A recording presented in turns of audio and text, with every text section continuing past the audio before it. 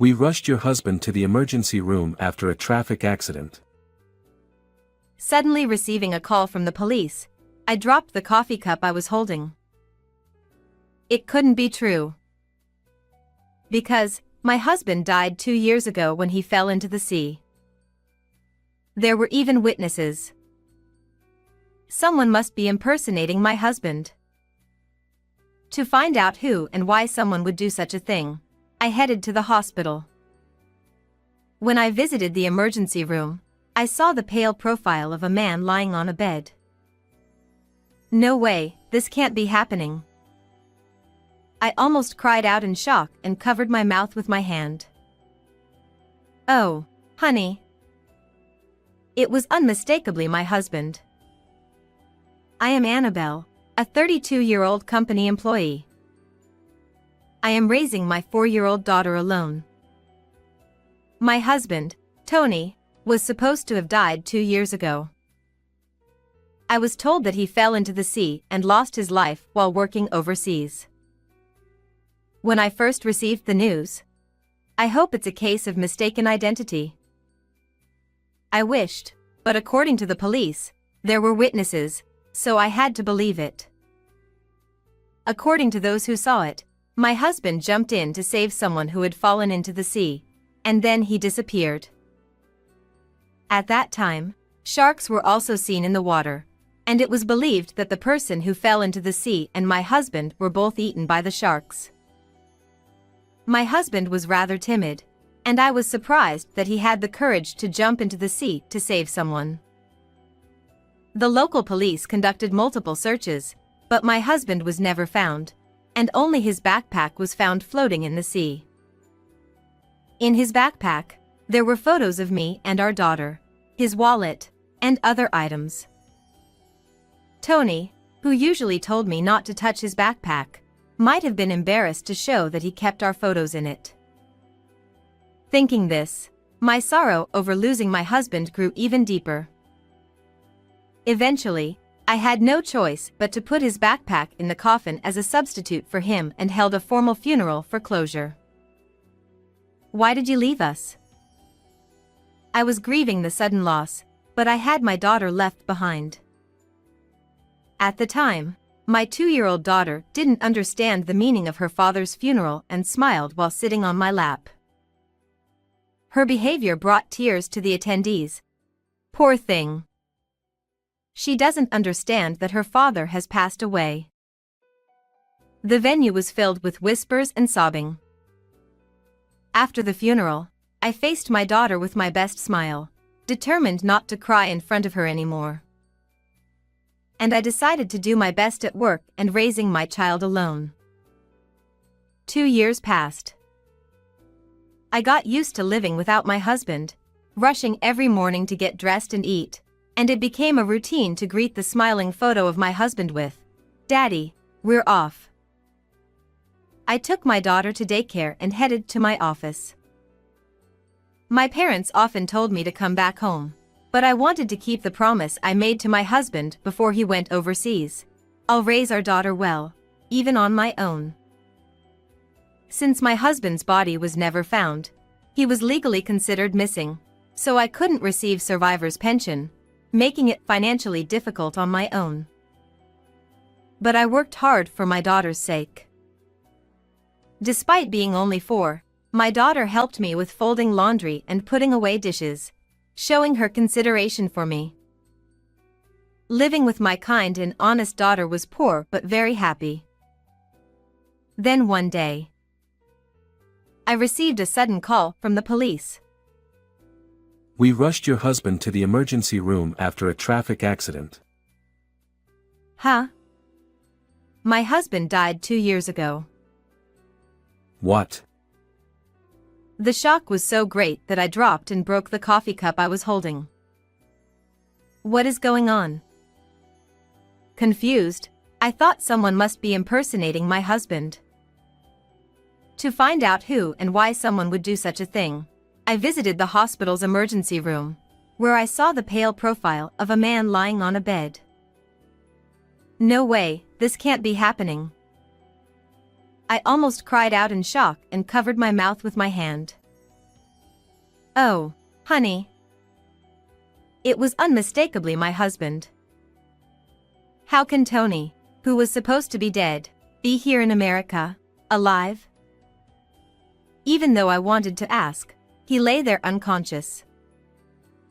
According to the police, my husband was riding a bicycle when he was hit from behind by a car. A nurse handed me his backpack as I stood there in shock. The backpack was very similar to the one I had placed in his coffin at the funeral.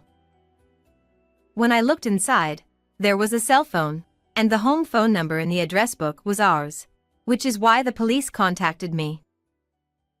When I opened the cell phone, I saw frequent messages exchanged with an unfamiliar woman.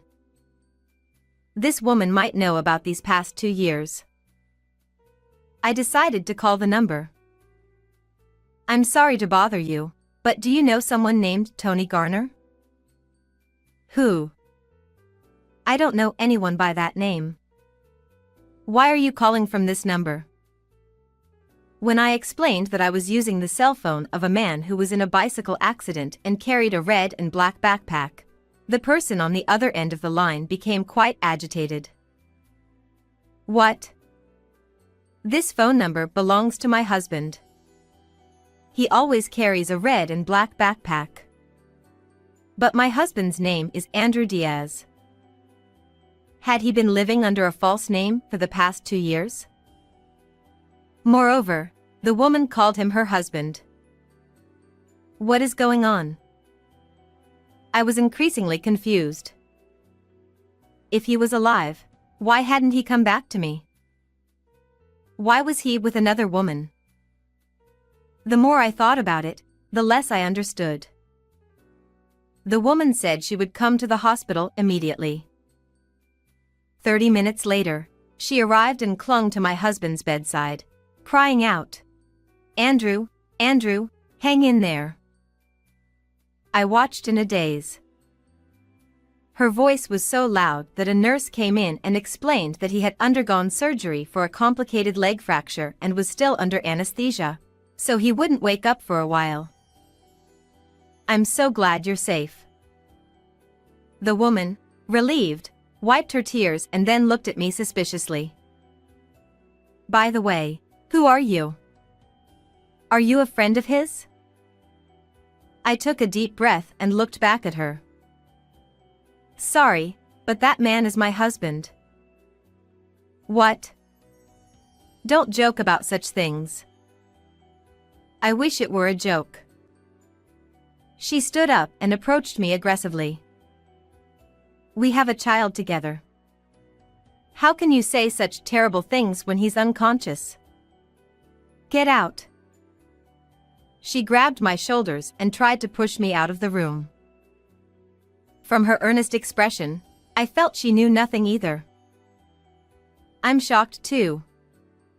So please, calm down and listen to me. When I showed her a photo of our family taken 2 years ago, she was shocked and agitated, but she eventually calmed down and told me her story. Her name was Bella. A very beautiful, fair-skinned 24-year-old woman. Apparently, she met my husband on a ship during a heartbroken trip overseas after a college breakup. She was comforted by him and became attracted to him, and he confessed that he fell in love with her at first sight.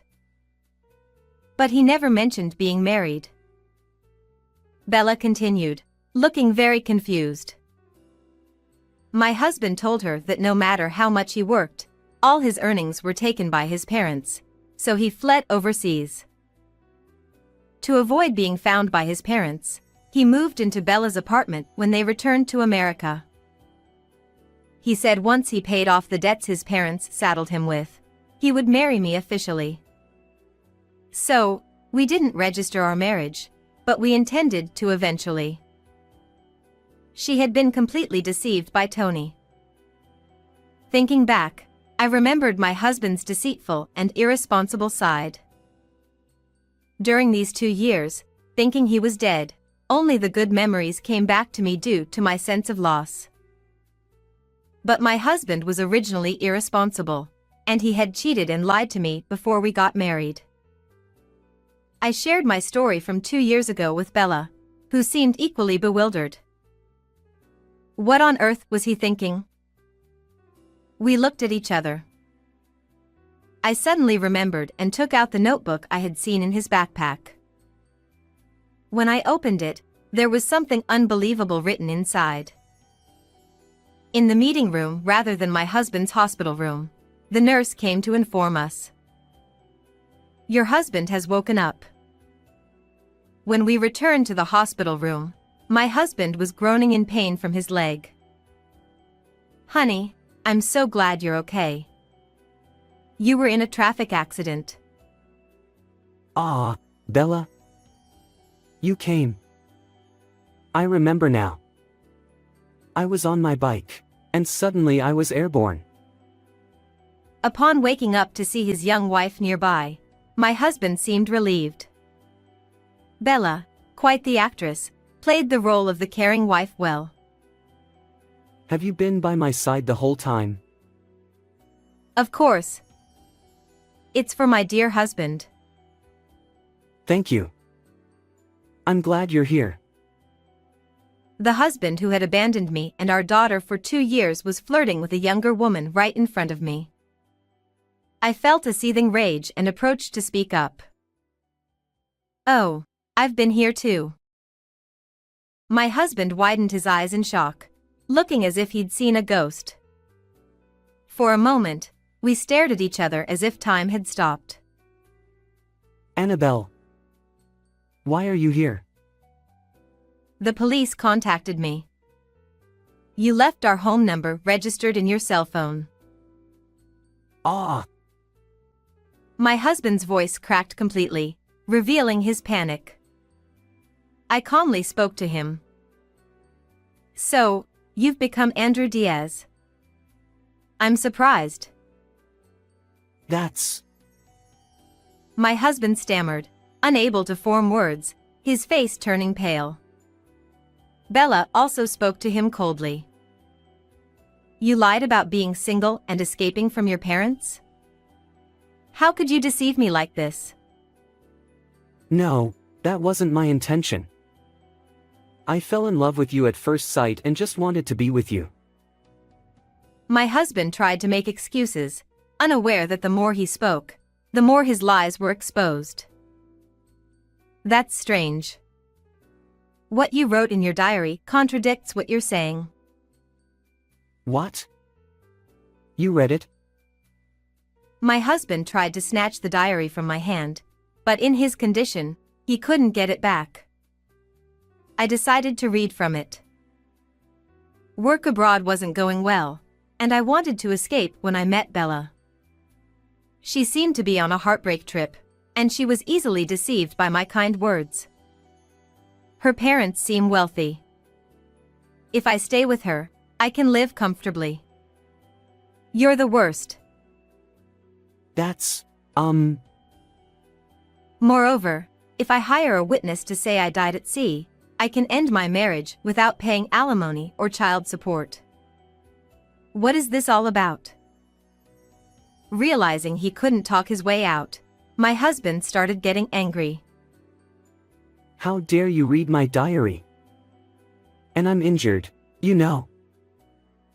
Bella looked at him sadly as he turned red with anger. I can't believe I trusted and was deceived by someone like you. It's truly pathetic. I'm sorry. But I still want to be with you. I'll divorce my wife. At that moment, an older couple entered the hospital room. They were Bella's parents. Why are Bella's parents here? I called them. You always interfere. As my husband tried to insult me, Bella's parents began yelling at him. How dare you deceive our daughter? We'll sue you for alimony and child support. They declared and started to leave the room with Bella. Bella, wait. Please. I never want to see your face again. Despite my husband's pitiful cries, Bella and her parents left, slamming the door behind them. After a moment of silence, my husband turned to me with a pleading look. I'm sorry. But I couldn't help it. I met my destined one. Please understand. Oh, I see. Given the circumstances, it can't be helped. Thinking he had convinced me, my husband brightened up and took my hand. I knew you'd understand. You're my wife after all. I'll come back to you. I'm sorry for the past 2 years. Yes, I was lonely. He seemed to think he had smoothly persuaded me. He stroked my hand and smirked. At that moment, Don't be ridiculous. Do you know what Annabelle has been through? I will never forgive you. Ha! Your parents too. And my parents? Why are they all here? in the sudden development of both sets of parents gathering in the hospital room, my husband was left gaping and wide-eyed. Everyone was furious, and it looked like they were about to pounce on him, bedridden as he was. Annabelle, I'm sorry. Let's start over. Just get them out of here. My husband, teary-eyed, pleaded for help, but I held back my urge to punch him and coldly told him, "The moment you abandoned me and our daughter, our ties were severed. Starting over is out of the question." Please don't say that. I'm injured and can't move. I need someone to help me. You brought this on yourself. We will proceed with the divorce. I will also claim alimony and child support. In reality, I had held a symbolic funeral for him 2 years ago, but we had kept our marriage on paper until the 7-year mark for a missing person declaration. Now, I could properly divorce him and cut all ties. No way. Also, I informed the police. The hired witness who claimed you died at sea will be caught too. You should prepare yourself. I feel sick. Call a doctor, not the police. Feigning weakness, he began to look pitiful. He had a habit of lying to escape when things didn't go his way. Take responsibility for your own mess. My father-in-law shouted at my husband. Even as he continued to look up at me with pleading eyes, I responded with a smile. Thank you for being alive. So, please make sure to pay the alimony and child support. Realizing there was no one left to save him, he covered himself with the blanket and started crying. After that, I officially divorced my husband. His parents paid $30,000 in alimony and $100,000 in child support up front. Bella also reported being deceived to the police. His parents also paid her for his alimony and child support. My husband was arrested and went to jail. When he gets out, he'll have to work hard to repay his parents, watched by strict relatives to prevent escape. It will take him a long time to repay his debts. I moved back to my parents' house and started living happily with my daughter. Now, every morning my daughter says, "Grandpa, Grandma, I'm off to school," and heads to daycare. To protect my daughter's smiling face as she grows, I will continue to do my best. How did you find this story? Please subscribe to my channel. See you in the next video.